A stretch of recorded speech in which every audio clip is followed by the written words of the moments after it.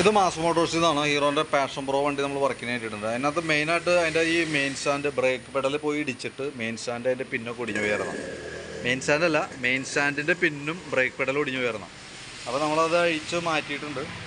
പിന്നെ concept complaint ഉണ്ട്. അതേപോലെ തന്നെ സീറ്റ് ലോക്ക് ആവണ്ടായില്ല, എഞ്ചിൻ ഓയിൽ ചെക്കപ്പ്, അതേപോലെ back wheel checkup. Back wheel എന്ന് പറഞ്ഞാൽ ബ്രേക്കൊക്കെ തന്നെ സൗണ്ട് കാര്യങ്ങളൊക്കെ ആയിരുന്നു കേട്ടോ. അതൊക്കെയാണ് മെയിനായിട്ടുള്ളവർക്ക്. അപ്പോൾ ഞാനതിൻ്റെ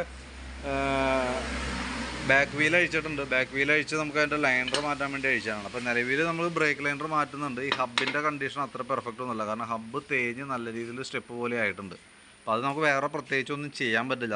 അത് ചെയ്യണമെന്നുണ്ടെങ്കിൽ സാധാരണ രീതിയിൽ ഇങ്ങനെ വന്നു കഴിഞ്ഞാൽ ലെയ്ത്തിൽ കൊടുത്തിട്ടാണ് നമ്മളത് റെഡിയാക്കി എടുക്കുക. ചുരുങ്ങിയത് 2 ദിവസം അല്ലെങ്കിൽ 3 ദിവസം ഏറ്റവും ചുരുങ്ങിയത് പോകും. ലെയ്ത്തിലേക്ക് കൊടുത്തു കഴിഞ്ഞാൽ ഒരു ദിവസം കൊണ്ട് സാധാരണ ചെയ്ത് കിട്ടാറില്ല. കാരണം എന്ന് പറഞ്ഞാൽ ഇത് കട്ട് ചെയ്ത് മാറ്റിയിട്ട് പുതിയ ഡ്രംസിൽ കയറ്റണം, എന്നിട്ട് പുതിയ ലൈനർ ഇടുമ്പോഴാണ് നിൽക്കുള്ളൂ. ഇതെന്താ പ്രോബ്ലം എന്ന് വെച്ചാൽ ഇതേപോലത്തെ കുറഞ്ഞ ലൈനർ ഉപയോഗിക്കുമ്പോഴാണ് ഏറ്റവും കൂടുതൽ ഹബ്ബ് കംപ്ലയിൻറ്റ് വരാം. ഇത് ഡ്യൂപ്ലിക്കേറ്റ് ലൈനറിൽ കിടക്കണേ.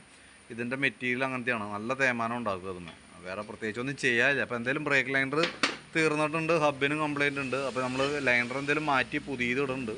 പക്ഷേ പുതിയത് ഇടുമ്പോഴും നല്ല ബ്രേക്ക് എന്നൊന്നും പറയാൻ പറ്റില്ല, കാരണം ഇതിൻ്റെ ഹബ്ബ് കറക്റ്റ് അല്ലാത്തത് കൊണ്ട് ബ്രേക്ക് അത്ര പെർഫെക്റ്റ് ആയിരിക്കില്ല കേട്ടോ. എങ്കിൽ കൂടി നമുക്ക് മാറ്റാതെ കൊണ്ട് ഓപ്ഷൻ ഇല്ല. അപ്പോൾ അത് നമ്മൾ ചേഞ്ച് ചെയ്യുന്നുണ്ട്. പിന്നെ ബ്രേക്കിൻ്റെ ബ്രേക്ക് റോഡ് സ്പ്രിങ് കാര്യങ്ങളൊക്കെ മാറ്റി പുതിയത് ഇട്ടേക്കണേ. ബ്രേക്ക് പെഡൽ അതിൻ്റെ പിന്നും മാറ്റിയിട്ടുണ്ട് കേട്ടോ. ചെയിൻ മാക്സിമം അഡ്ജസ്റ്റിങ്ങിലേക്ക് ആയിട്ടുണ്ട്. അപ്പോൾ തൽക്കാലം ഞാൻ ചെയിൻ കട്ട് ചെയ്തിട്ട് കയറ്റി ഇടുന്നുണ്ട്. പരമാവധി ഉപയോഗിച്ചിട്ട് മാറ്റി കളഞ്ഞാൽ, കാരണം ഞാൻ ബാക്കിൽ നമുക്ക് ആ ഹബിൻ്റെയും ഈ കേസൊക്കെ ഒരുമിച്ച് ചെയ്യേണ്ടി വരും എന്തെങ്കിലും. അപ്പോൾ തൽക്കാലം അഡ്ജസ്റ്റ് ചെയ്തിടുന്നുണ്ട്. പിന്നെ ഫ്രണ്ടിലേക്ക് വരുമ്പോൾ കോൺസെപ്റ്റ് കംപ്ലയിൻ്റ് ഉണ്ട്. അപ്പോൾ കോൺസെപ്റ്റ് നമ്മൾ മാറ്റാൻ വേണ്ടി അയച്ചിട്ടുണ്ട്. മൊത്തം തുരുമ്പിട്ട് ഈ ഒരു അവസ്ഥയിലേക്ക് ആയിരുന്നു. അപ്പോൾ കോൺസെപ്റ്റ് മാറ്റുന്നുണ്ട്. പിന്നെ ഫ്രണ്ട് അഴിച്ച് ചെക്ക് ചെയ്യുന്ന സമയത്ത് നമുക്ക് അതിൻ്റെ ഈ ബ്രേക്കിൻ്റെ പാഡ് കംപ്ലയിൻ്റാണ്. ബ്രേക്ക് പാഡും പോയി കിടക്കണം കേട്ടോ. ഫുള്ള് തീർന്നുണ്ട്. അപ്പോൾ ബ്രേക്ക് പാഡും കൂടി നമ്മൾ മാറ്റുന്നുണ്ട്.